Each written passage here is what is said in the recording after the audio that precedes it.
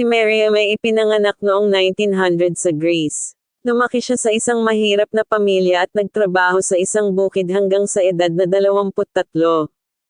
Isang araw ay nakilala niya si Padre Matthew, isang Orthodox na pari na may mga hindi nagustuhan tungkol sa mga doktrina at paniniwala ng Greek Calendarist Church kung saan siya kabilang, dahil iniisip niya na ang kanyang mga ideya ay ibang-iba sa mga Calendarist. Nagpasya siyang magtatag ng isang bagong sekta na sa kalaunan ay tatawaging New Calendarist.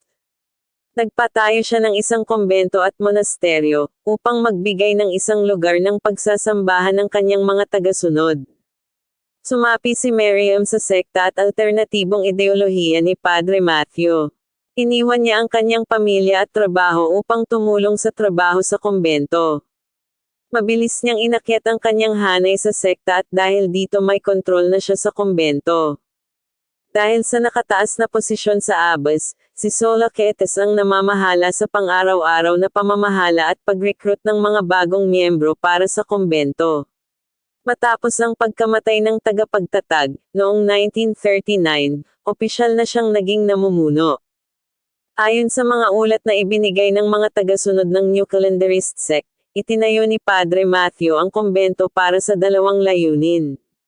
Ang una ay ang papuri sa Birheng Maria, at ang pangalawa ay upang makakuha ng tulong pinansyal para sa umuusbong na kilusang New Calendarist. Ngayon sa ilalim ng pangangasiwa ng bagong pinangalanang Mother Superior Miriam, ang misyon ng kombento ay matatag na nakatuon sa pagkuha ng mga mamumuhunan ng salapi. Ang mga bagong miyembro ay inatasan na isuko ang anumang pera o ari-arian na kanilang tinataglay, at sumunod sa panata ng kahirapan ng simbahan. Kasama ng kanilang mga panata ay ang pilitin ang mga aplikante na aminin ang lahat ng kanilang mga kasalanan at magsagawa ng mga pag-aayuno. Ang mahigpit na abas ay gumagamit ng mga karumal-dumal na pamamaraan para mangikil sa mga pinansyal na pag-aari ng mga bagong miyembro, tulad ng pagtulog ng hindi kumakain at mga parusang pang-corporeal. Ang mga bagong sumapi ay pinapanalangin ng maraming oras, at pinasailalim sa pamba-blackmail, pambubugbog, at iba pang pagpapahirap. Tinarget ni Mother Miriam ang mga mayayamang pamilya dahil ang kanilang mga ari-arian ay magbibigay ng kitang walang katapusan na makapagpapanatili ng salapi sa kombento. Ang kanyang plano ay kapag sumali sa New Calendarist Convent ang followers ay sadyang papasok sa isang buhay ng debosyon na may kaunti o walang pakikipag-ugnayan sa mga pamilya o mga kaibigan mula sa kanilang mga nakaraang, makasal-anang, buhay. Sa paraang ito pinuputol sila mula sa sinumang maaaring tumulong sa kanila kung maalerto sila sa mga kasuklam-suklam na krimen na ginagawa sa kanila.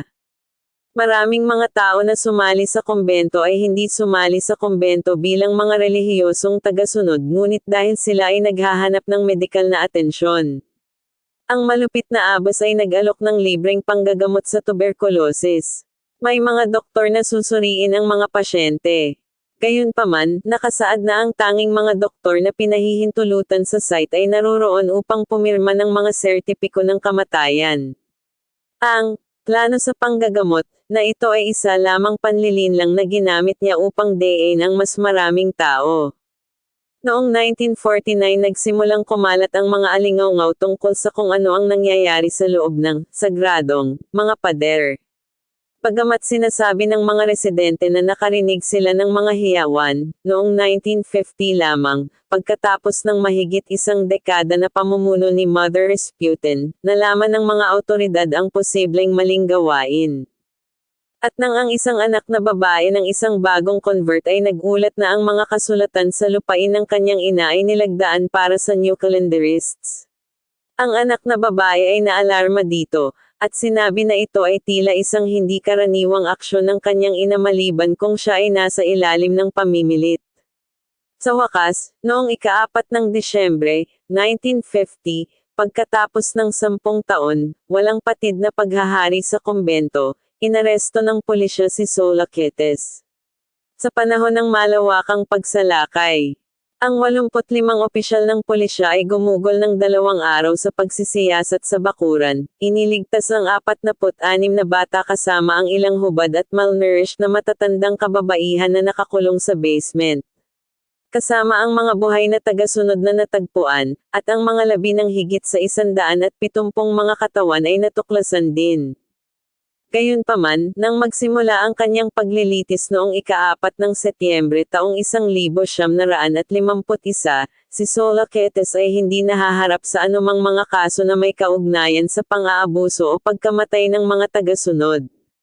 Napag-alaman din na may hawak siyang $750,000 na cash at hawak ang mga kasulatan sa mahigit 300 mga sakahan at bahay, ngunit hindi siya makakasuhan dito. Ang tanging siguradong mapaparusahan siya ay sa 2 bilang ng mga ilegal na aktibidad sa negosyo na kanyang isinagawa. Nakatanggap siya ng 26 na buwan na pagkabilanggo dahil sa ilegal na pag-import ng mga gulong at pag-export ng langis ng olibo sa Cyprus. Bagamat hindi siya napatunayang nagkasala ng korte sa anumang karumal-dumal na krimen, kinondena siya ng publiko at ng media bilang Mother Rasputin. Kasabay ng atensyon ng media, mas maraming tao ang nagharap ng ebidensya laban kay Soulaketes. Ang mga taga-Yusig, na tinulungan ng bagong testimonya na ito, ay kinasuhan ng abos ng ilang mga bagong krimen.